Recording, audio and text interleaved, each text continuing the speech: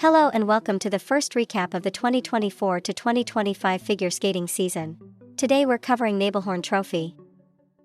Real quick, here are the results. Okay, now let's get started. Starting off with our gold medalist of the event, we have elycelingracey. Overall, her performance was very refreshing. She's definitely getting a lot more height and rotation on her jumps this season. While I was happy about the 2 clean skates, I found myself waiting for more. I don't think this is a reflection on Elyce, it's more so a reflection on the packaging of Tammy Gamble skaters. I could definitely see her breaking out of that mold over the next few seasons, similarly to how Amber did. After seeing her improvements, I would like to see her bring back her Not About Angels free skate from last season. Overall, if I was a judge, I would have also put her in first. I would have had her program scores lower in both segments, especially in PCS.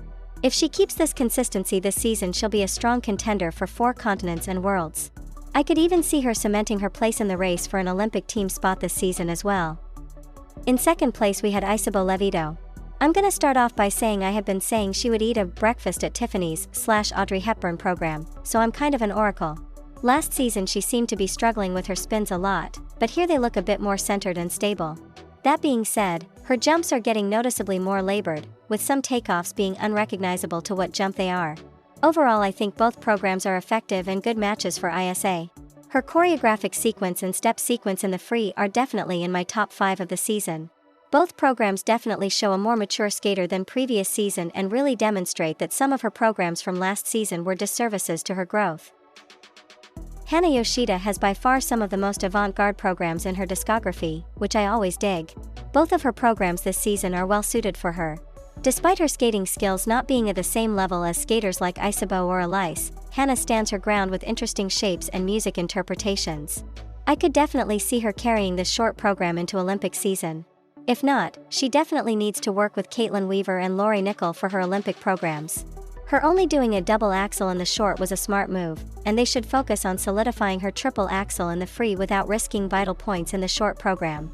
I think they could also work on salvaging points when things go wrong, because a triple loop triple toe combo seemed possible, and would have gained her more points than tacking the double toe onto the triple lutz. In fourth place, we have Monet Chiba. She didn't have any falls or very obvious mistakes, but her rotation issues heavily impact her scores.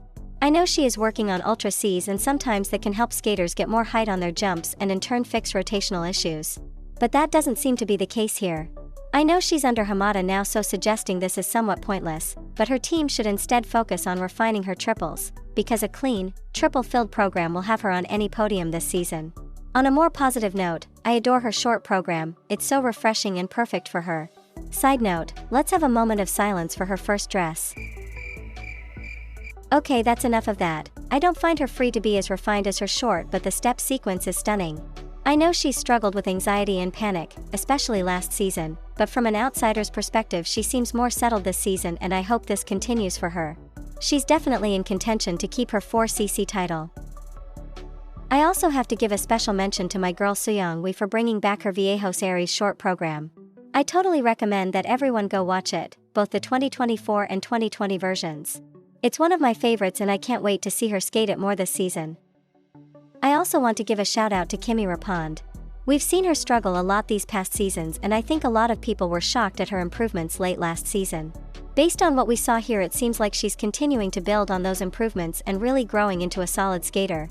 We love to see it. Okay, so for men, in first we have Sotayamamoto. My first impressions are that he needs to work with Laurie Nickel for choreography more. In terms of tech, his leg wrap continues to be an issue and his overall jumps are not as polished and textbook as a lot of the competitors.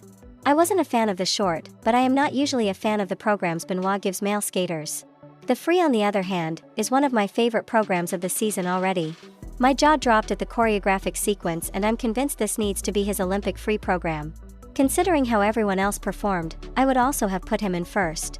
Honestly, I don't have much to say on Denis. I think he's the type of skater where it's too early in the season to fully gather an idea of how his season will go. I'm not a major fan of either of the programs, but they're definitely safe options for him. I'm not a fan of using La Bayadere in the year 2024, but I expect it from Lambiel. The ending was nice though. He set the bar high with his programs last season, and trying to beat either was going to be difficult regardless. He's one of my favorite male skaters, and I hope things can come together this season. In fourth place we have Junhwancha, and firstly, let's have a moment for the blouse. Okay, so my top notes are that it's far too early this season for him to be landing the quad sal and quad flip, they're risking injury and peaking too early. I'm not a huge fan of the Imagine Dragons short, but if it gives him the energy he needs, I'm for it. I am, however, a huge fan of the free skate. Even when I thought he was skating too itsy. His step sequence and choreographic sequence in the free are by far my favorite of the season. I just wanted to give a special mention to romansadovsky. His free skate to Interstellar was tear-jerking. I really hope things can come together for him this season. For golden pairs we have Hayes/Volodin. They're still a pretty new team and I haven't paid much attention to them beyond casual watching. That aside, I was a fan of their 4 seasons, it seems to be a good vehicle for them. The throw triple loop during the break in the music was gutsy and worked so well. While they seem pretty solid so far, I'd love for them to improve their chemistry, but I think that's just gonna take time. I would have had them in first if I was a judge.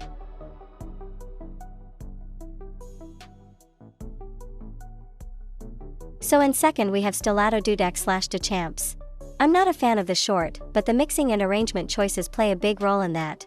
Crazy in Love heavily relies on chemistry, and while they have decent chemistry they seem a bit disconnected from the music. I like the free skate so far, but I have a bias to ocean-based programs, haha. I can't give them too much slack because their Interview with a Vampire program was gonna be hard to follow up regardless. While I enjoy this team a lot, I recognize that a lot of what got them their world title last season was the wow factor and momentum behind them and their programs. Now that we have Hayes/Volodin as well as Miura/Kahara making their comeback, I'm not sure these programs have the oomph to create that kind of push. I'm going to be brutally honest. I am not a fan of this pairing. I can't tell if it's a skill level difference or just incompatibility, but I think it puts Ellie at risk. She is a lovely skater but does not need to be doing triples the way they have been, especially even after consistent falls and injuries. I don't think I need to explain my feelings on Daniel. Overall, for the safety of both of them, I think they should look into other partnerships. Let me preface this section by stating that I am in no way an ice dance expert, and I will be speedrunning ice dance LOL. Okay, I'm not really sure what's happening at IM, but it's starting to feel like all of the programs are fusing together. I hold the opinion of most figure skating fans. I love the personalities of Lila and Lewis, but simply cannot get behind these scores. I think it's slowly becoming more of an apparent problem because there isn't the air of uniqueness their programs in the past have had.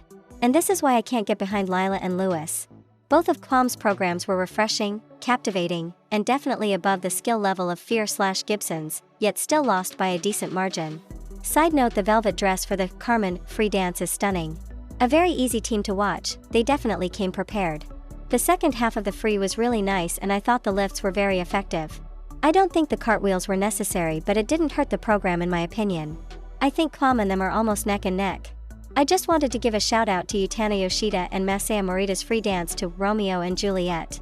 If you haven't seen it already, I recommend watching it now. It is so well composed and one of my favorite Romeo and Juliet programs to date, even if it's not strong enough to podium. In all, Nebelhorn was pretty stacked. We have about a month until the Grand Prix series starts in Allen, Texas. Naturally, Elise and Isabeau's results here make them clear standouts for Skate America. Well, until next time, BYE.